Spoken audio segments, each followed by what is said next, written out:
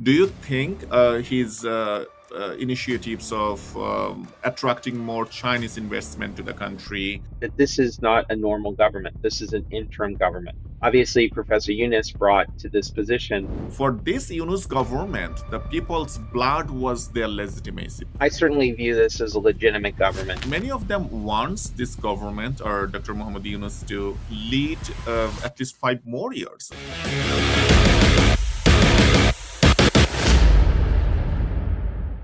Recently, we have seen that Dr. Yunus, the chief advisor of Bangladesh, his recent visit to the China, his negotiations with Myanmar and BIMSTEC, he's getting some success there. Definitely, the Chinese premier met him, and it was a very warm welcome from their end.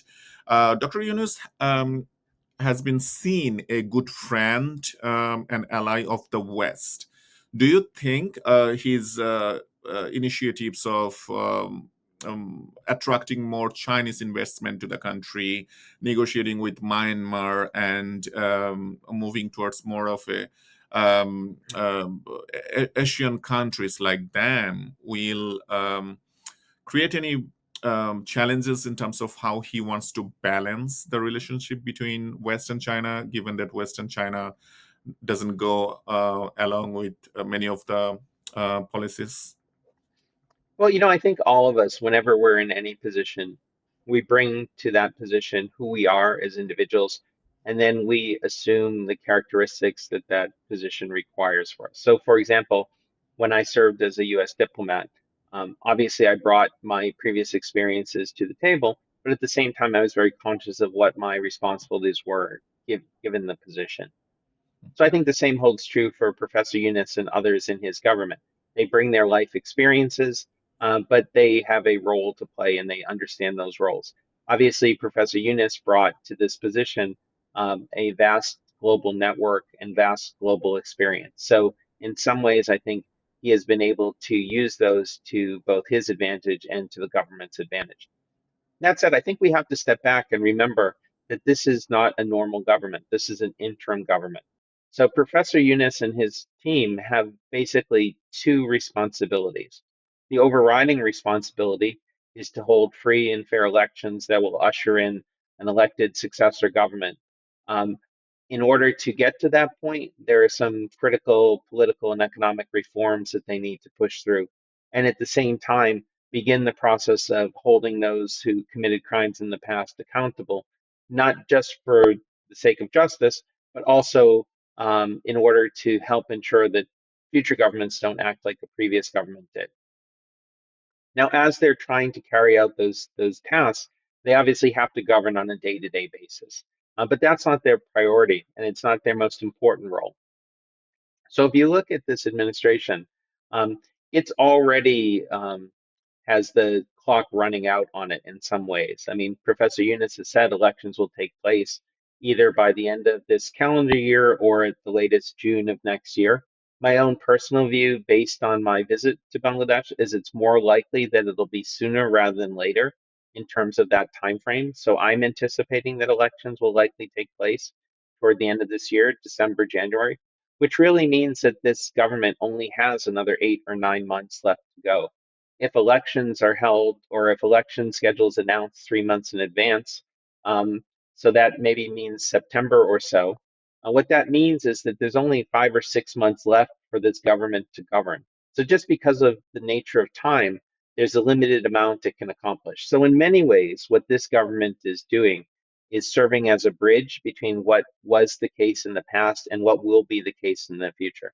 So, on many of these broader issues of international relations and foreign policy, I think what Professor Yunus and his team are doing what needs to be done at present, addressing the priorities of the day, but in some ways teeing things up for the next government to take the situation forward. So, I don't see anything that this government is doing in terms of a major initiative on the foreign policy front, because I think they understand that that's not really their role.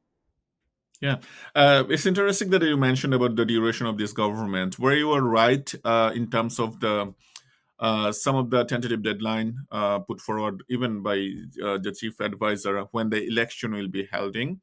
But there is another voice among the country from many of the members of the common people and some intellectual like Farhad Majur and the newly formed political party NCP. Many of them wants this government or Dr. Muhammad Yunus to lead at least 5 more years, and they are rational for this claim is that first of all, good governance. I don't know if you know, during the last Ramadan, when the general trend of the groceries to go up the last Ramadan, it didn't go up. So people were expressing their satisfaction on the pricing on the daily groceries and markets. The second is how Dr. Yunus is ruling the country in terms of the foreign policies. Like he has been telling the Rohingya people that I hope you can do your next Eid, the Muslim celebration of the biggest festive, in your own land. He indicating Myanmar. So um, um, another rationale put forward by this intellectual that I just mentioned is the mandate of the government. I know it's a little bit of political and political science talk, but let me just ask you anyway. That the mandate of a government, one way it can come via vote, but last government didn't have any fair elections, and they had the mandate somehow anyway. For this Yunus government, the people's blood was their legitimacy. People put their blood, not the vote, the blood in the street to uproot the fascist government and put forward a fair government, which is this government. So, what's wrong if this government ran for 5 years to ensure the institutions that were destroyed by the past government are built so that it doesn't fall into the same vacuum where another party or another new government come into the power and do the same as the past government done. Now the question is for you from me is, do you think if Dr. Muhammad Yunus government somehow change their mind and decide to be in the power for some time now, let's say a couple of more years, will this government in your view get the approval or the uh, support from the West, especially USA? What do you think? Yeah, so to just unpack this a little bit. So on the first issue of the legitimacy of this government, I certainly view this as a legitimate government, and I dismiss the arguments of those who claim that this government doesn't have legitimacy because it's unelected. Um, Again, I think that argument doesn't hold water. Can, can, That's can, can you expand on more on this? Why do you think that? Well, again, I think people get overly wrapped up in constitutional issues, and the Constitution had been amended in the past in such a way as to prevent an interim or caretaker arrangement. But again, I think enough water has kind of gone under the bridge that that argument no longer holds. So um, I'm confident that the fact of this government will be ratified by a future elected government, which is all that's necessary. Again, I'm not a lawyer, but my understanding is that that's all that's necessary really to legitimize the government and most of its actions, right? But I leave that aside. I think it's a mistake to think of this government, this interim government, as just Professor Yunus and his advisors. I mean, the reality is that this is a coalition government, and this coalition includes, the BNP, the Jamaat, and the NCP or the students. So this government works together as a coalition. And what Professor Yunus has made clear is that consensus is going to be the principle which guides how this coalition governs. And that both deals with day-to-day issues, but it also deals with these issues related to reforms. And that's what we're seeing play out in this consensus commission. Um, the issue of finding a consensus on reforms that will then be enshrined in the July charter, and then will begin implementation prior to elections. And I think the reason why the government has decided to operate in this manner is because that is what they believe will enhance the chances that these reforms will last past this government into the next elected government. Because again, this was the problem in 2007-8. The then caretaker government passed through certain reforms, which the next elected government had no intention of seeing through. And then we ended up in the situation we ended up in. So, because of that, and because of the importance of this consensus, I think it's not possible for this government to continue indefinitely or even for a prolonged period of time, because that consensus does not exist. The BNP, which is in some ways the largest member of this coalition, has made it clear that it wants to see elections sooner rather than later. Now, the other parties may have different things that they're saying publicly to respond to some of the interests of the voters that you've expressed.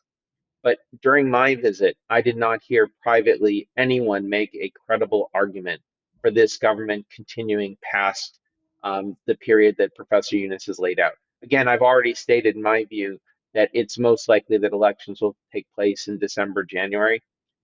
I think it would be a mistake at this point for the government to try to stay significantly longer than that, because I think that consensus would fall apart. And then what you would see is you would see confrontation rather than cooperation. Ultimately, this government will be replaced by an elected government, and I don't see any reason why this government should come into conflict with the political forces, which understandably want to see the voters decide who will govern the country. Okay, but do you think the time that this government got ultimately, if the election is sooner, let's say this September to December, which will be about a year and a half the most, right? Do you think this was a good enough time for them to make all this reform that the country would deserve? Yeah, so again, I understand the rationale. So the rationale is that if you operate by consensus, then you increase the chances that what you decide upon will last, right? So there's a trade-off there. Maybe you don't get as much as you would have initially hoped, but if you have a better chance of having what you've done stick, then that might be a worthwhile trade-off. Again, we've seen the opposite. We've seen a government stay longer and try to accomplish more, and then ultimately to see the next elected government walk that back. So all of the political parties that are part of this governing coalition have promised that they will continue reforms if elected. Now, their visions of reform are somewhat different.